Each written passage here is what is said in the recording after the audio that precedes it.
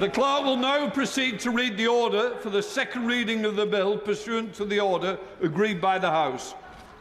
Steel Industry Special Measures Bill, second reading. Now.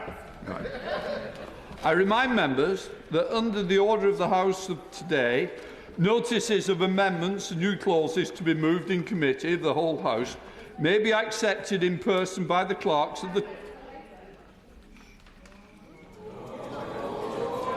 This is very serious. In committee of the whole House and may be accepted in person by the clerks at the table in the chamber before the bill has been read a second time. The deadline for amendments to be tabled in this way is 12 noon. Any amendments to be tabled to the bill will be treated as manuscript amendments, which means that only those amendments tabled before 12 noon and selected by the chairman for debate at committee stage will be distributed and published. I call Secretary of State Jonathan Reynolds to move the second reading. Thank you, Mr. Speaker. I beg to move that this bill be now read a second time. Mr. Speaker, we meet under exceptional circumstances to take exceptional action in what are exceptional times. Our request to recall Parliament was not one we have made lightly, and I am grateful, genuinely grateful, to honourable members on all sides of this House for their cooperation and for being here today as we seek to pass emergency legislation that is unequivocally in our national interest. I would also like to particularly thank the staff here in Parliament for facilitating today. I would like to thank the Prime Minister, the Chancellor and the Home Secretary for their support. Indeed, the only reason we can take this action today is because of the restoration of economic stability and the dedicated resources for steel in the last budget.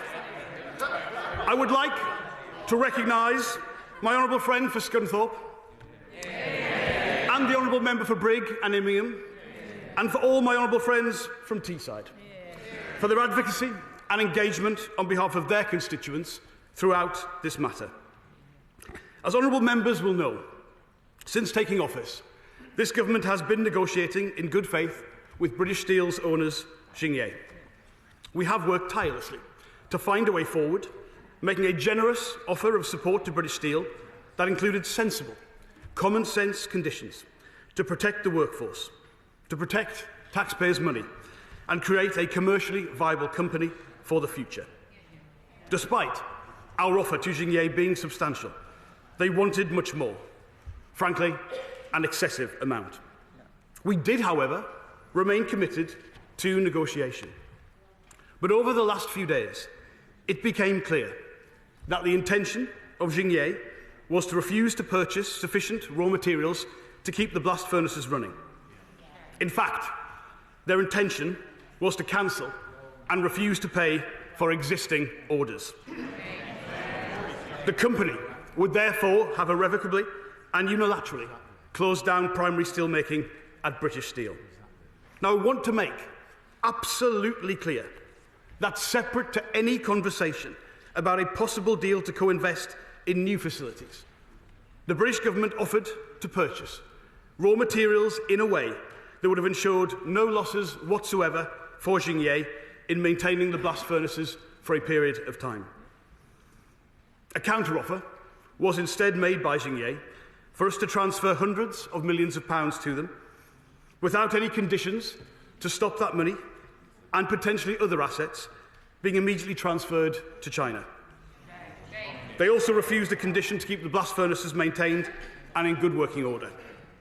Now, even if I had agreed to these terms, I could not guarantee that further requests for money would not then be made. In this situation, with the clock being run down, doing nothing was not an option. We could not, will not, and never will stand idly by while heat seeps from the UK's remaining blast furnaces without any planning, any due process, or any respect for the consequences.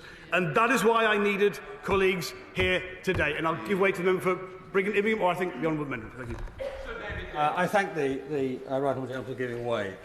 It begins to sound, from what he has described, as though Jingye are trying to manoeuvre the government actually into a recompensed nationalisation.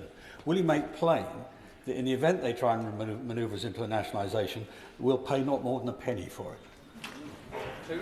Well, I thank the honourable member for his question. To be clear, we would always, in a situation where the state transfers a change of ownership to it, pay the fair market value for those assets. Now, in this case, the market value is effectively zero, so I take his point entirely. I would say the intention of Jingye has not been to engineer that situation. Their intention has been to keep the downstream mills, which colleagues will know are fundamental to our construction steel industry, and supply them from China rather than from Scunthorpe. And that would be a particular situation. I'll give way to the honourable member. The Secretary of State for giving way. Is it now the view of the government that primary steel production within the United Kingdom is an overriding national security issue? Well, no, I think we've had this exchange on the dispatch box before. I believe that capacity is an important one. The steel strategy looks at new ways of doing that, not just protecting the past, but what the future might be, particularly DRI, a technology I think is of significant potential interest to us in future. But I do think the particular situation here, with the last remaining blast furnaces and the proposition put towards us, meant this is an exceptional and unique situation that I do need all colleagues to recognise. The legislation ahead of us today is therefore a proportionate and a necessary step. It allows us to take control of British Steel's blast furnaces, maintaining steel production and, by extension, protecting the company's 3,500 strong workforce. Now, the bill does not transfer ownership to the government. We'll have to deal with this matter at a later date. I took the decision, Mr. Speaker, that given the exceptional nature of a recall, it would be better to limit the powers in this bill, which are still significant, rather than introduce more complex matters of property rights and public ownership at this time. I'll give way to the point. Really grateful to him for giving way. He is taking extremely extensive powers for the government, applying to what he describes in the bill as specified assets. That is not, as far as I can see, limited to blast furnaces or indeed to assets required for the making of virgin steel. But at the same time, would he accept that what he is doing is leaving two hands on the tiller in the operation of all of these steel-making companies to which the bill may apply? In other words, he is saying the government can direct a company in relation to specified assets, but it can do other things of its own initiative. Would he recognise he's creating some considerable legal complexity here in terms of the operation of these companies going forward? And why is that the right approach? I'm extremely grateful to him for his thoughtful question. The fundamental purpose of this bill is allow me as Secretary of State and this government to take control of this situation. Now, the reason it is the Steel Industry Special Measures Bill and not specific to British Steel, as he will know, that would create a hybrid bill, that would be a far more complex procedure, and with the clock being run down, that was not an available option. The powers in the bill broadly replicate the situation if the Civil Contingency Act had been triggered. But rather than seek to trigger that, to meet that threshold, I'm seeking parliamentary permission to do so, the consent of this House and the other place, which I think is a better way forward. I will make clear to him and to the House, I want this to be a temporary position. I do not want these powers any minute longer than is necessary. But I do need these powers to rectify and save this situation. I'll give way to the honourable member. I'm most grateful to the Secretary of State for giving way. Given that the Secretary of State has inferred that actually the owners, Jingye, are not acting and have not acted in good faith, surely the right thing to do is to seize this great opportunity now, this weekend, and nationalise British Steel.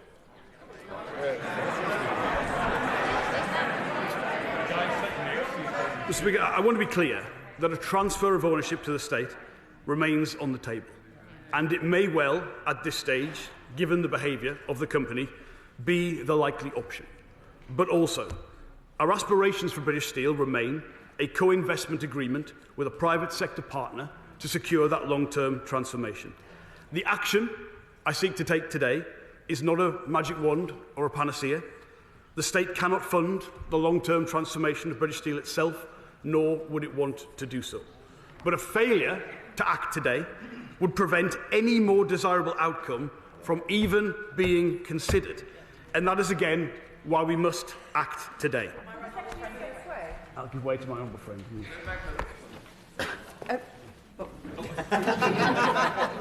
Thank you, Mr Deputy Speaker, and I applaud my right honourable friend. Mr Speaker. Mr Speaker, it is a Saturday, forgive me, I very rarely. Thank you, Mr Speaker, and I applaud my honourable friend for his decisive action in this matter. The bill, I've only had a chance to read it for 10 minutes, talks about compensation. That is not a criticism, Mr Speaker, it is the natural procedures of this House. It couldn't be laid, of course, until first reading. But it talks about compensation, and I hear his point made that he's not planning to take over and run this, and that's not the desirable option. But has he done some sort of impact assessment on the potential range of costs to the taxpayer in these circumstances? Grateful to her. I think she referenced what is Clause 9 or perhaps 10 of the bill, the compensation clause. Now, again, let me be clear. This is a clause that we would put in to any bill. We are not Russia. We do not sequester assets.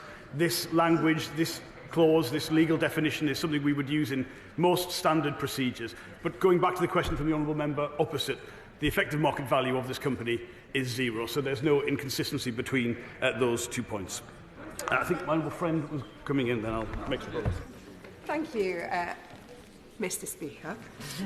What is happening today is something that mining communities like Swadlincote in my constituency of South Derbyshire will be feeling deeply in their soul, because this is something they could have only have dreamt of back in the 1980s, when they wanted a government that had their backs and prioritised the national interest, and instead they had a Conservative government that sold them down the river. So does the Secretary of State agree with me that this is a pivotal moment in our history where it's a Labour government prioritising our people and the national interest?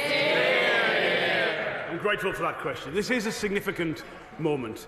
This is a significant moment because how a country handles economic transitions, it's not about nostalgia for the past. You have to embrace the future, but how you help your people, your industry, your nation get to that point is key. And I come from those similar places. We have not managed these transitions particularly well in the past. And the prospect this weekend of us meeting to discuss the potential loss of thousands of jobs, this is what was on the line. The fact that we do not accept that and will do things differently, I think, is a welcome change. I'll give way to the honourable member.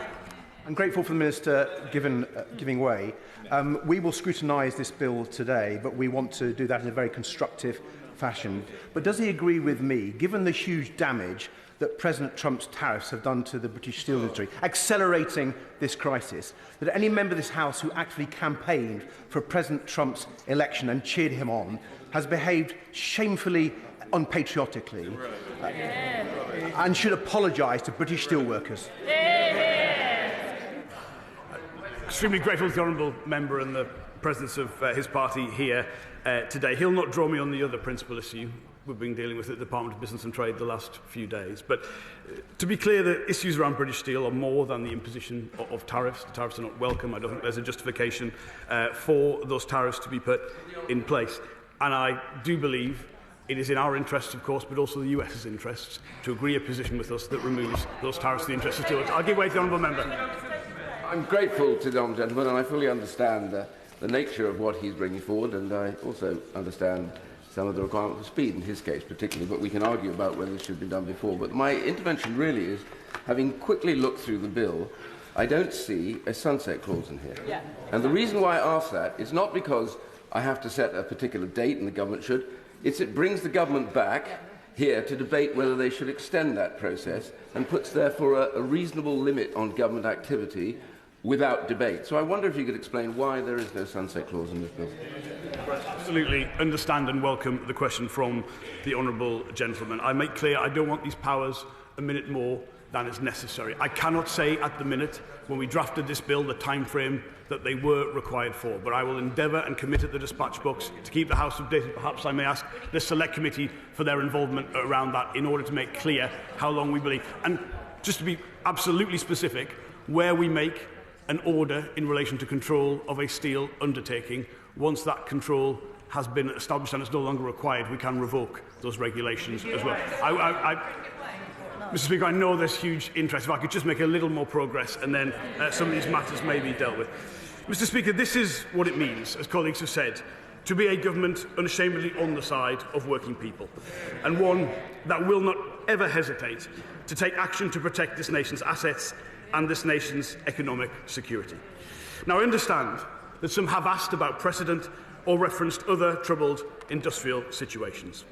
And to be clear, again, this is an exceptional situation, a unique situation.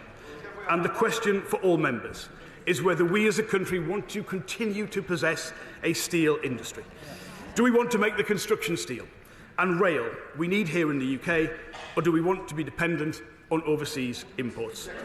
As a government, we are not passive in any way about the future of British industry. And I give way to the SNP.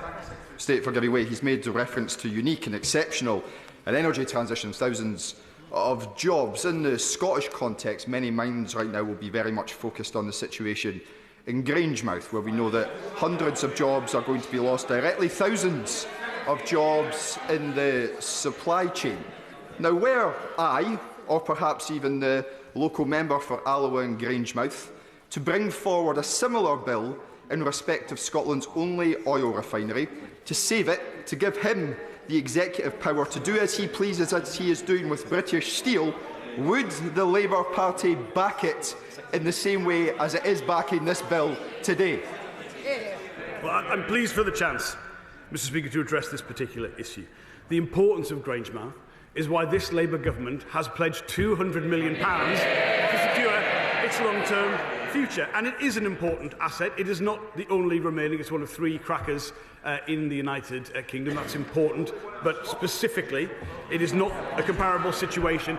And the behaviour of the company is not comparable to the situation in this case. I also want to say to him, and indeed to all members, this is why we fought and fought and fought again to secure the future of British shipbuilding by saving all 4 of the Harland and Wolff sites in England, Scotland and all that. He will know the commercial interest was not in the Scottish yards, but we held them together precisely because of that commitment to Scotland and to the Union. It's also why, within weeks of taking office, we secured a better deal for the workers at Port Talbot. So we have repeatedly acted, and we will continue to do so no matter how hard the circumstances. I give way to the honourable member.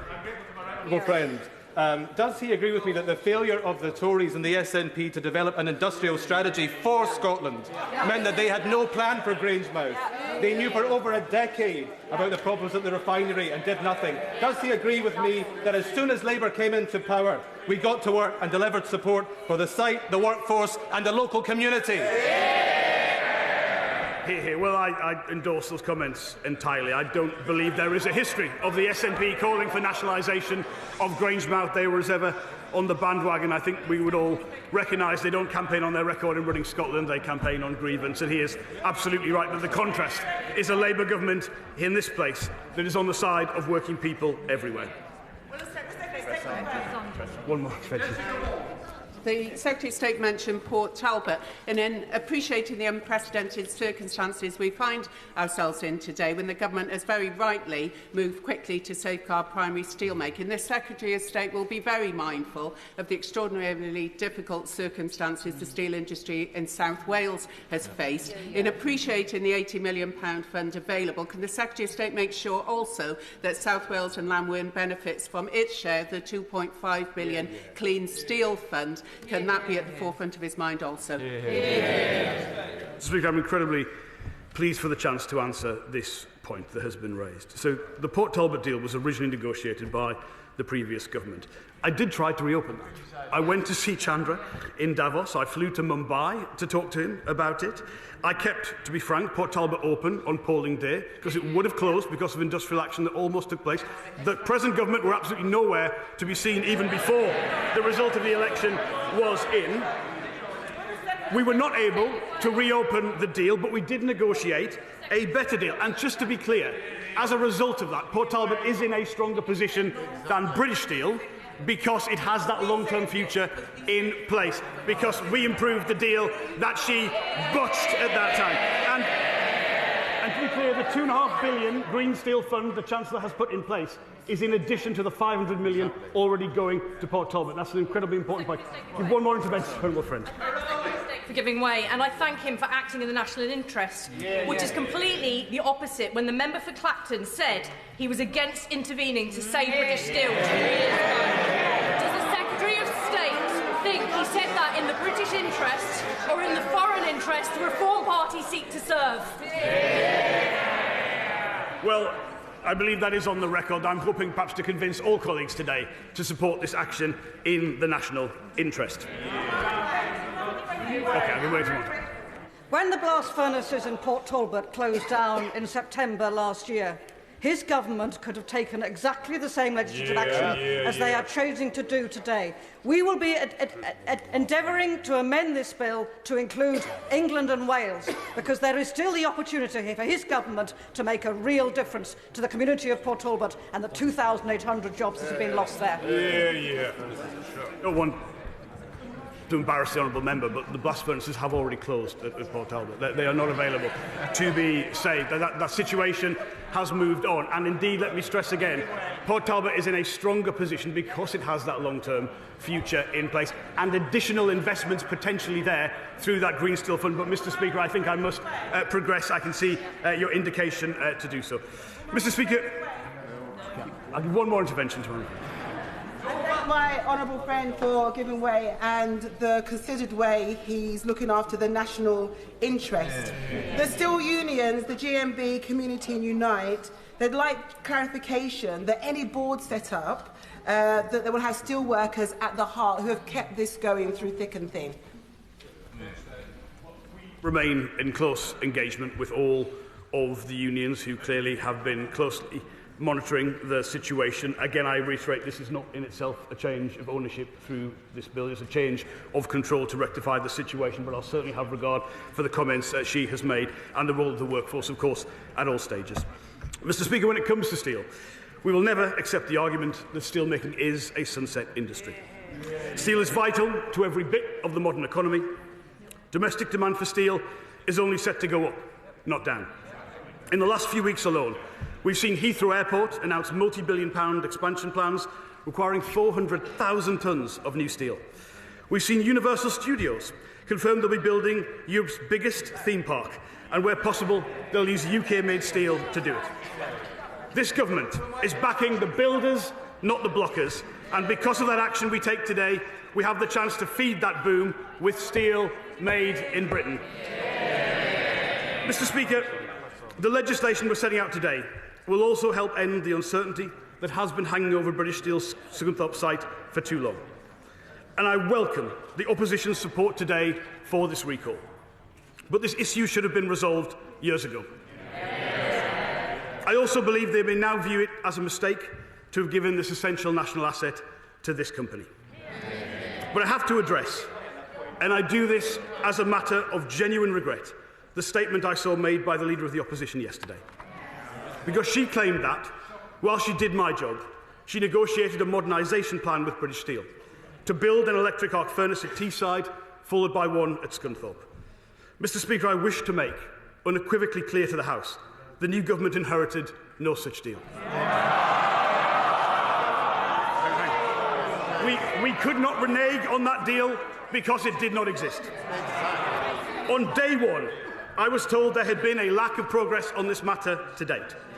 So if such a deal was negotiated, somehow in secret, I would ask the Leader of the Opposition to say how much money she agreed to give Jingye for this deal, what were the conditions placed upon it, and to state the obvious, building 2 electric arc furnaces in 2 different locations would be more expensive than building one in one location. And given Jingye's request